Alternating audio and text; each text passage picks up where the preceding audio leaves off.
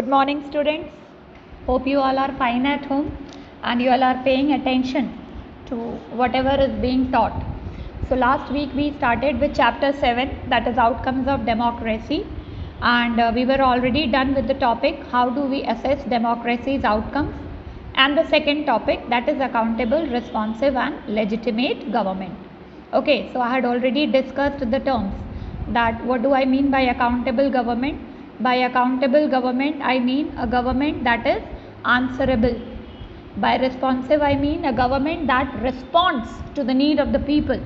And by legitimate, we mean a government that is elected legally. That is, there is a lawful process of election. So that was the meaning of these three terms. Now let us move to the next topic, that is economic growth and development. If democracies are expected to produce good governments, then is it not fair to expect that they would also produce development? So what are they saying? That good government is equal to development. This is what they are talking about. That if democracies are produced, that is what we are studying about in the entire chapter, that democracy produces a good government. So our expectation is also fair, then there has to be development. Evidence shows that in practice many democracies did not fulfill this expectation. लेकिन आप see, we are also living in a democratic country, but if we talk about development, आप बात करिए illiteracy rate 58%, poverty 64%, तो कहाँ development है? So the point is कि can we say that democracy is equal to development? No, we cannot say this. This is not guaranteed. Okay, so if you consider all democracies and all dictatorship for the 50 years between 1950 and 2000, dictatorships have slightly higher rate of economic growth. Why? Because in dictatorship, like if you see in our country also, for every little thing the people have to protest. They waste their time, their energy, the resources, and also the resource and the energy that has been put in by the government. Now in dictatorship, yes, I must say that dictatorship is not a very good form of government. It does not guarantee freedom, but decision making is a very quick process. And even if it is not a quick process, even if it is taking time, but people do not have the right to protest to anything and everything. I mean, sometimes if you see in our country, people, they turn imbecile. They protest for things that are not needed. And protest is also, like if you see what happened in UP. In UP, why the people were, the public property was vandalized, the people were harmed. Okay, in protest of Citizenship Amendment Act, what happened in Delhi? It took a very gross shape of riots. So what is this? This can happen only in democracy. So that's the reason democracy does not lead to development. It is a collaborative effort. An effort wherein the people and the government, they both come together. So only one-sided effort and unilateral approach is not going to help. So in dictatorship, people do not have the right to protest, people do not have the right to raise their voice for anything and everything, but that happens in democracy. And anyways, in our country, people have become over-democratic in nature, and anything that is excess leads to a kind of exploitative situation. Okay. So the inability of democracy to achieve higher economic development worries us. But this alone cannot be a reason to reject democracy. As we have already studied in economics, economic development depends on several factors. It is not only what are the policies of the government, it also depends upon country's population, global situation, cooperation from other countries. Right now if you see, the GDP has flashed down to a very low level. But herein if you see, the situation is out of control. All the countries are affected. GDP of USA, Russia, all the countries have flashed down. So it is sometimes it does not depend only on government. Now it is a pandemic. There was lockdown. That lockdown had to be imposed because health is also a priority. We cannot compromise with the health of the people. Okay. However, the difference in the rates of economic development between less developed countries with dictatorships and democracies is negligible.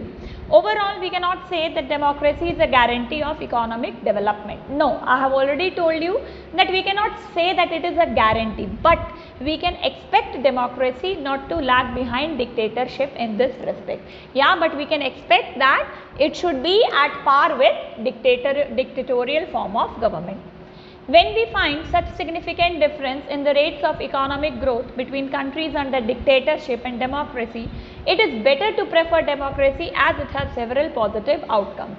It is not always about economic outcome, and that is also not so low that we can just outrightly reject the democratic form of government.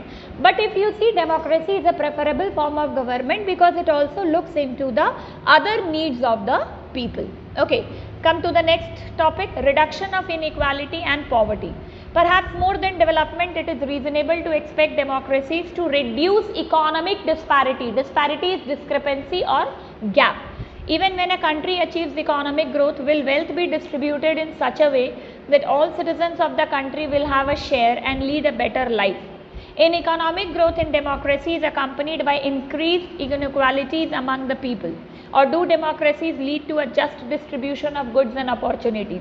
So the question is all about, is there political and economic equality in society? If it is a democratic country, there should be no gap in the distribution of resources between rich and poor. So if you see, हमारे preamble में एक word है socialism. Socialism का मतलब ही है equitable distribution of wealth and resources, जिसके लिए बहुत सारे स्कीम भी लाए जाते हैं. अब देखिए, लैंड होल्डिंग कोई भी बहुत एक लेवल से ज़्यादा नहीं कर सकता है. और जब हमने कॉन्स्टिट्यूशन केम इनटू एग्जिस्टेंस, तो ऐसे बहुत सारे एक्ट भी आए थे जिससे बहुत सारे पीजेंट्स के लैंड उन्हें वापस दिए गए थे. राइट टू प्रॉपर्टी को एबॉलिश कर दिया गया. I mean, it was taken out from the purview of fundamental rights, ताकि जब भी कलेक्टिव इंटरेस्ट की बात आएगी तो सेलेक्टिव इंटरेस्ट को कॉम्प्रोमाइज किया जा सकता है. Okay, democracies are based on political equality. Political equality means two aspects, right to vote and right to contest election. You have to only fulfill the criteria of age. 18 and above, you have right to vote. 25, you can contest for Lok Sabha. 30, Rajya Sabha. 35, President. All individuals have equal weight in electing representatives. Parallel to the process of bringing individuals into the political arena on an equal footing, we find growing economic inequalities. Yes, this is a fact of life and the fact of our country as well, that a small number of ultra rich, they enjoy a highly disproportionate share of wealth and income.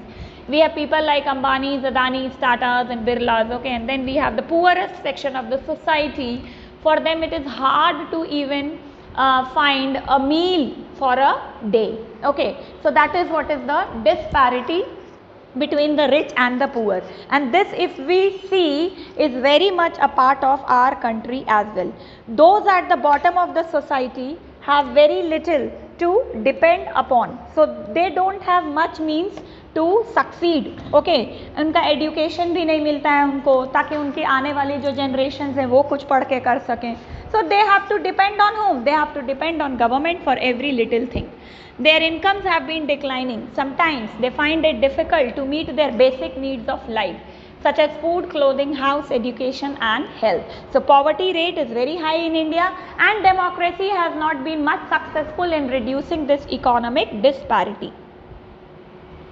So in actual life, if you see, democracies do not appear to be very successful in reducing economic inequalities. In class 9th economics textbook, you have already studied about poverty in India, if you remember, and as far as I know, you people, of course you would not be remembering this. Okay, anyways, the poor constitute a large portion of our voters and no party will like to lose their votes. So कोई भी political party है वो बार बार power में आना चाहती है. Okay, and therefore they come out with all the promises, will do this, अच्छे दिन आएंगे तो पैसा वापस लाएंगे. They keep doing all these things. Yet democratically elected governments do not appear to be as keen to address the question of poverty as you would expect them to. So successive governments have come, they have gone, but poverty rate has not declined, and still the poor condition of the poor in our country is pathetic. The situation is much worse in some other countries. In Bangladesh, more than half of its population lives in poverty.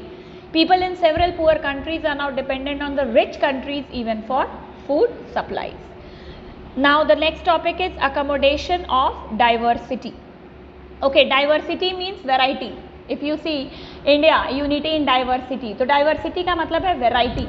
People of different religion, race, culture, and then there are tribes, and then there are sects and subsects. They all live together. So do democracies lead to peaceful and harmonious life among citizens? To a great extent, democracy may be not able to solve economic inequality, but yeah, it has accommodated the social diversity. कभी कभार कुछ ना कुछ clashes होना बहुत normal है.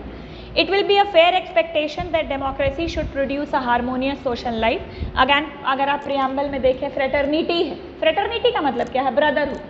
सबको equal rights क्यों दिए गए हैं? ताकि इतनी डाइवर्स कंट्री में किसी को ना लगे that I was left out. फिर माइनॉरिटीज़ के लिए स्पेशल राइट्स हैं ताकि उनको ये ना लगे कि क्योंकि हम लोग लेस है नंबर में तो हमें कटेल किया जाता है. Okay, so no society can fully and permanently resolve conflicts among different groups, but we can certainly learn to respect these differences, and we can also evolve mechanisms to negotiate the differences.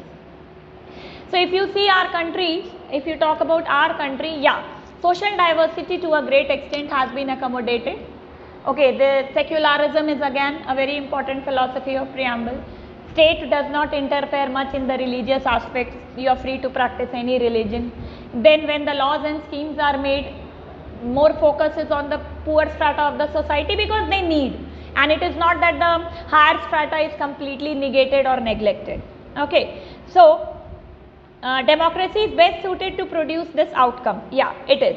Non-democratic regimes often turn a blind eye or to suppress internal social differences. So I already told you that to a great extent democracy has been successful in accommodating this variety or differences in the social life.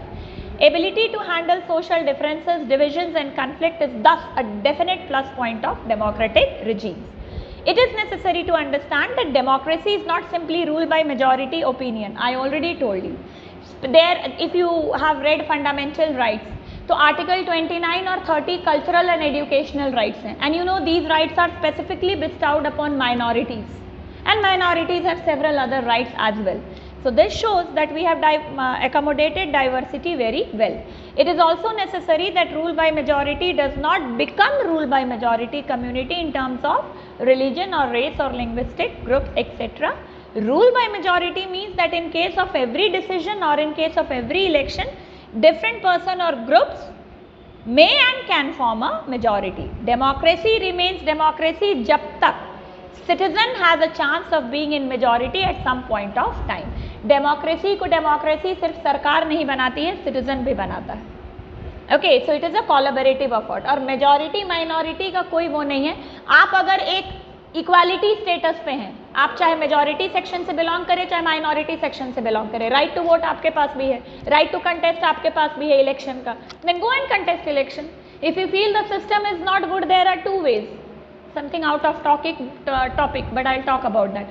Join politics if you are really a clean-hearted person, or become a bureaucrat. To change the system, you have to be in the system. बाहर से बैठ के mock करते रहने से क्या हो जाएगा? And the last aspect, dignity and freedom of the citizen. Democracy stands much superior to any other form of government in promoting dignity and freedom of the individual. Of course, if you see our fundamental right, it is all about promoting dignity and decency and a wholesome life to the individual. Every individual wants to receive respect from fellow beings. Often conflicts arise among individuals because some feel that they are not treated with respect. But if you talk about our country, fundamental rights fully guarantee equal treatment to all of the individuals. If we talk about dignity of women, then there is women reservation in the lower level of election. Most of our schemes, they talk about women empowerment. Okay, so women in our country or in a democratic country are treated with respect. Yeah, there are instances which mars this essence, but still to a great extent democracy has been successful in guaranteeing dignity and freedom to the citizen. But in a non-democratic setup, this does not have a legal basis. It depends on the government. So democracy in India has strengthened the claims of the disadvantaged and the discriminated castes as well for equal status and equal opportunity. Again, reservation अगर आप देखिए ये किसके favour में है? For the disadvantaged section of the society. So expectations from democracy also function as the criteria for judging any democratic country. What is distinctive about democracy is that its examination never gets over. इतना freedom है यहाँ पे कि हर रोज एक नया सवाल है government के आगे, आज ये सेक्शन आज वो section. So because we have been given ample freedom, democracy keeps giving examination. As democracy passes one test, it produces another. So it is an ongoing process, and इतनी freedom दी गई है कि people complain कर पा रहे हैं. The fact that people are able to raise their voice and complain is itself a guarantee or a proof that democracy is a successful form of government.